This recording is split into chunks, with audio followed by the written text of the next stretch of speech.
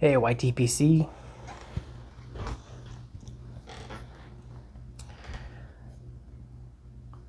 Gonna finally light up my hardly smoked, almost brand new Bing's favorite, my 7 Ellie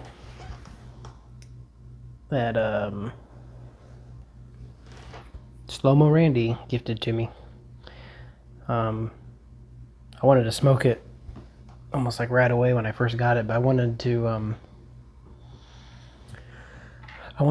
break it in, and every time I hear about breaking in a pipe, I think of, you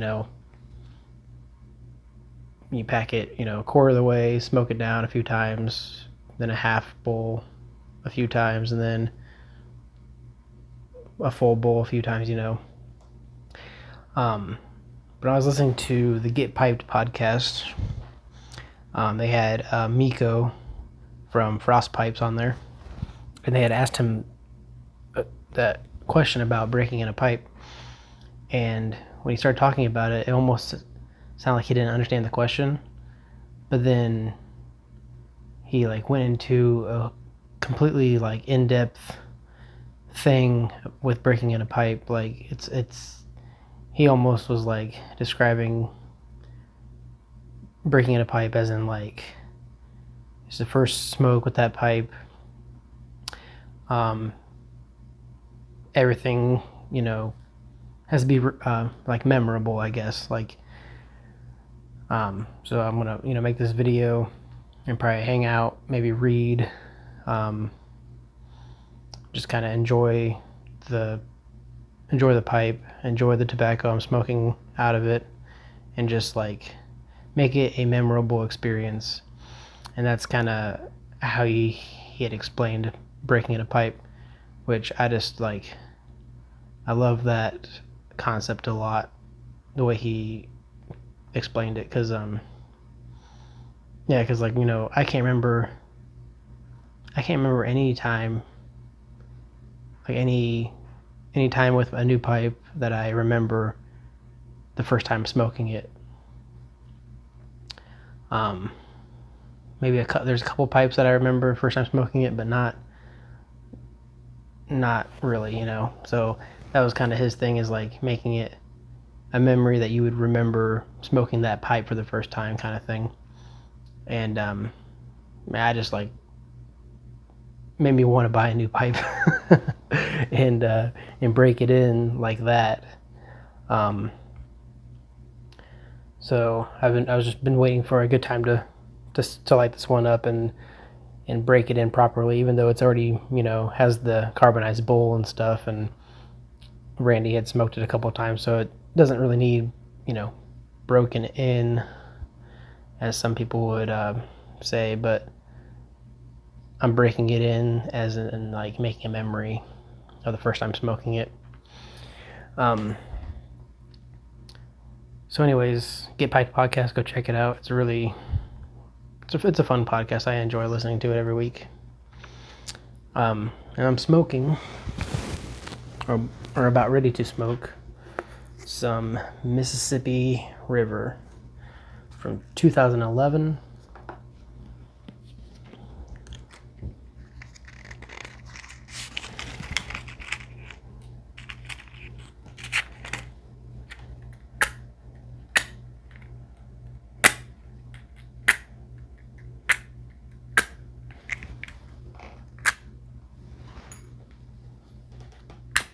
Oh my goodness.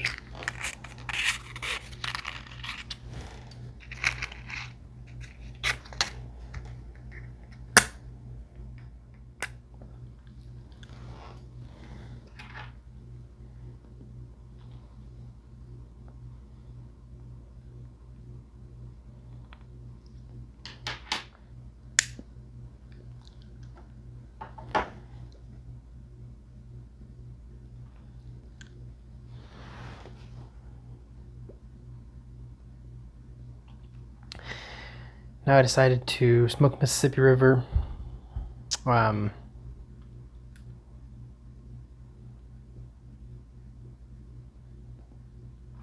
because I wasn't really able to. This is what I wanted to smoke when I heard of Joe Lankford's passing. I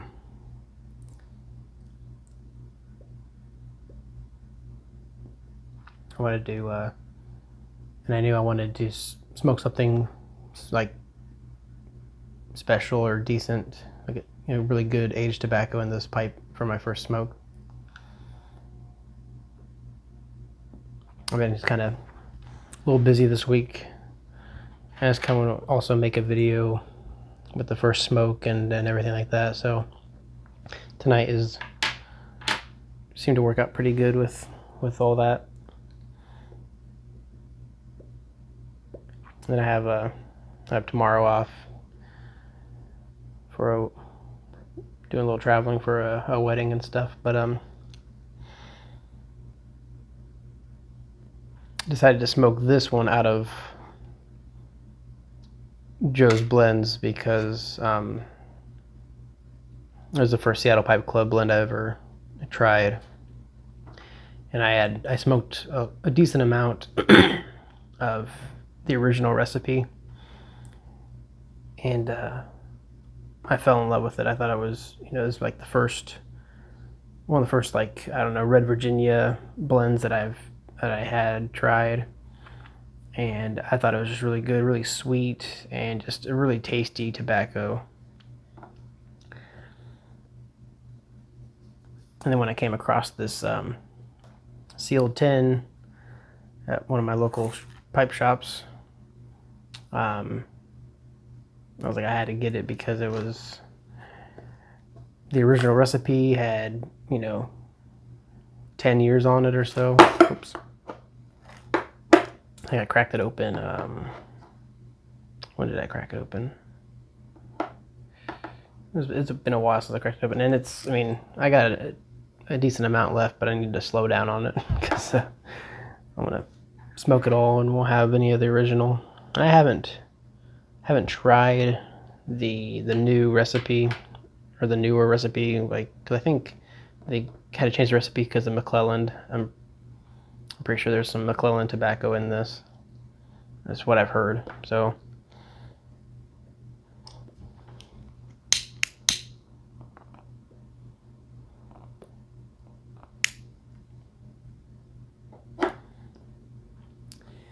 but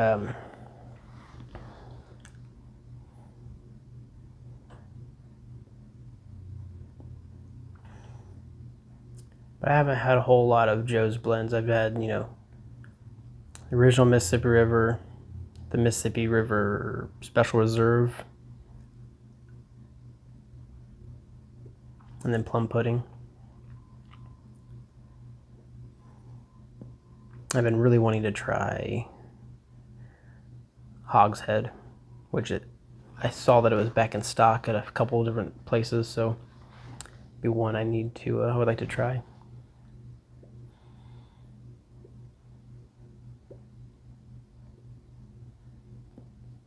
But I went back, Pipe and Tamper podcast. They Mike Murphy from the Pipe and Tamper podcast, he had did an interview with Joe a couple years ago, I think.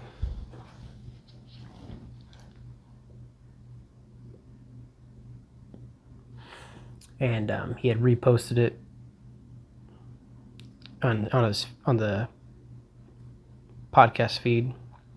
So I went back and listened to that, and it was a good interview. I enjoyed it.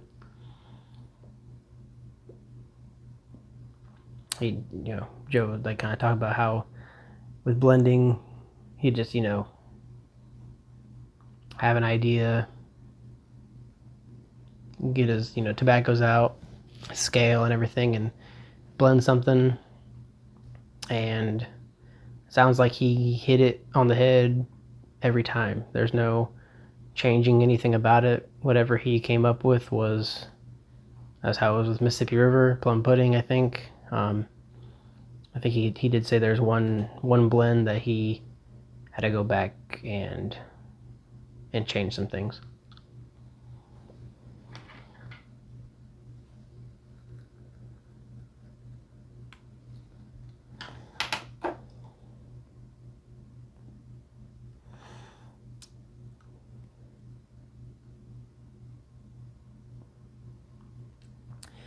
So it's kind of making me want to try blending, I guess. Because, I mean,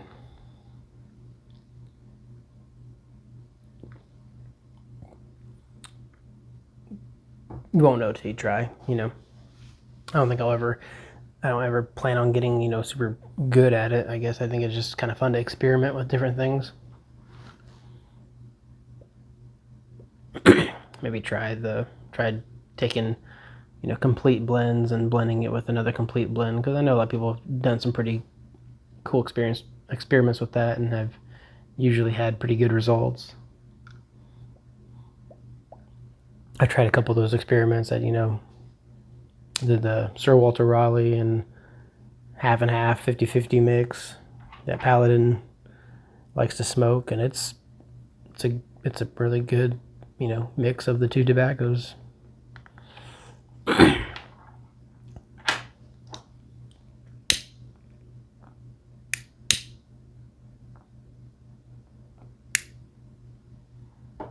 I think I kind of want to get some of the different components, and I've never done that, is where, you know, smoke every component and to know which one what everyone tastes like, I guess. And you know, I've been smoking pipe for 13 years almost, or a little over 13 years, and I've never done that. So I've been really thinking about doing that, because, like, I know what Virginias taste like because I smoke mainly Virginia blends. I know what Burley tastes like, Latakia, but Perique, I think I know what it tastes like. I really enjoy Virginia Periques, so I know I like it, but I don't know the whole. I mean, I don't know. I never smoked just plain Perique, so I don't really know exactly what it tastes like. I might get confused with Virginia because I smoke so many vapors, you know what I mean? So I think I'm going to buy some different components and try them on, maybe experiment with some different blending and stuff. I don't know.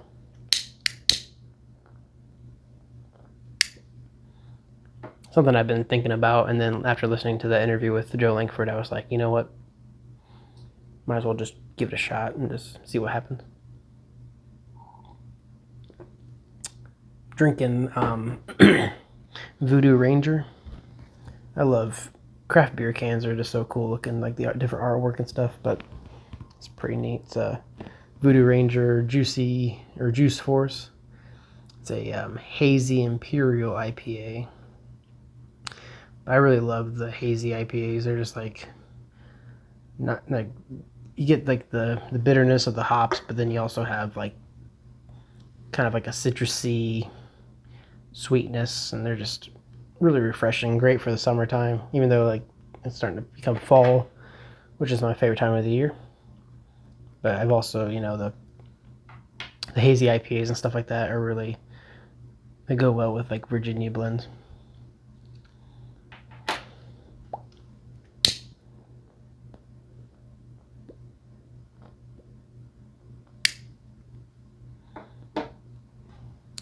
I love this pipe. I really do. It's you know, it's a nice long stem, like not super crazy like a church warden. So it's really cool smoke. Not burning too hot. Like it's a.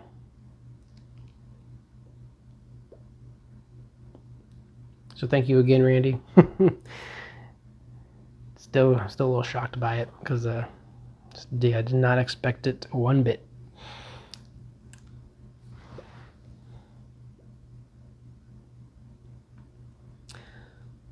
Trying to think what else. And then I went back through the Pipes Magazine Radio podcast, and because like Brian usually has, you know, all these different pipe makers on for interviews and tobacco blenders, and so I figured he probably has one with Joe Lankford, and he did. I had to kind of dive deep down and find it in the archives, I guess, but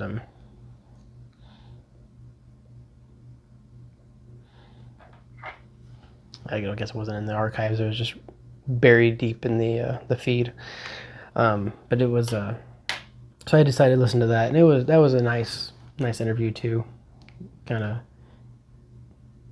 a little bit longer than the pipe and tamper one, but it was a good one. So I really didn't know a whole lot about Joe. I just knew his tobacco blends, and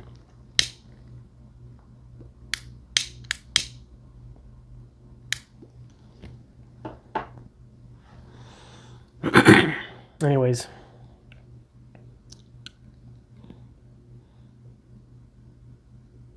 I think I did a shout out to every podcast I've listened to, or that I listened to in this video, except for one, Pipes, Pours, and Pals. Give them a listen to. I think that's all 4 of the shows I listened to. I think there's a few new ones that I tried getting into, but I just one I really couldn't get into. I mean, I guess it's more for like a pipe club, so I think they're more or less doing stuff for that pipe club or whatever. But it's kind of fun to listen to every once in a while. But it's hard to keep up on 4 shows every week, you know. And then the Country Squire, I guess I listened to that one too. So five shows. I try to keep up on 5 shows. Right.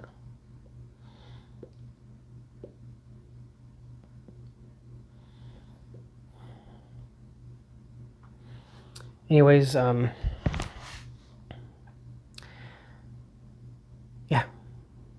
Hope you guys are enjoying your week, almost a weekend. Like I said earlier, I have tomorrow off. Tomorrow's Friday. So we're going to my wife's cousin's wedding, and I DJ as like a side gig. And so they hired me to DJ the wedding, the reception, and run the music and everything for the ceremony. So, and I had a wedding last weekend too. So this is like my busy time for weddings. Is the fall, which is I love it. It's fun to kind of just hang out and be a part of somebody's big day and provide quality. Like a quality service like DJing. It is an expensive service too. It can be expensive. So my goal was always just to provide like the cheapest rate that I could give somebody, so that way they can focus and spend their money on other things that they would need for a wedding. But that's kind of always been my my mission, I guess.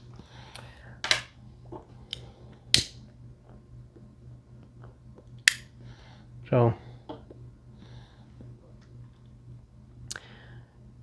yeah, we're staying at a hotel where it's about an hour away, so we're driving down for a couple nights for the rehearsal and then for the wedding. So we decided just to get a hotel, and it'd be fun to maybe hang out at the hotel and swim. We should have a lot of downtime to kind of hang out and relax, and I'm hoping it's pipe friendly, smoke friendly, as far as like finding a place outside, like with like a nice maybe table and chair or something, so I can maybe go out and hang out in the morning with coffee and have a pipe or something like that. But I'm just gonna keep on going out till I stop talking. So thank you Randy, again. Very, very generous. I like how it just kind of sits on the table. I don't know if he doesn't see that or not, but nice little sitter. And thank you, Joe Lankford, for many years of good tobaccos that you've given us. So with that, I'll talk to you guys in the next one.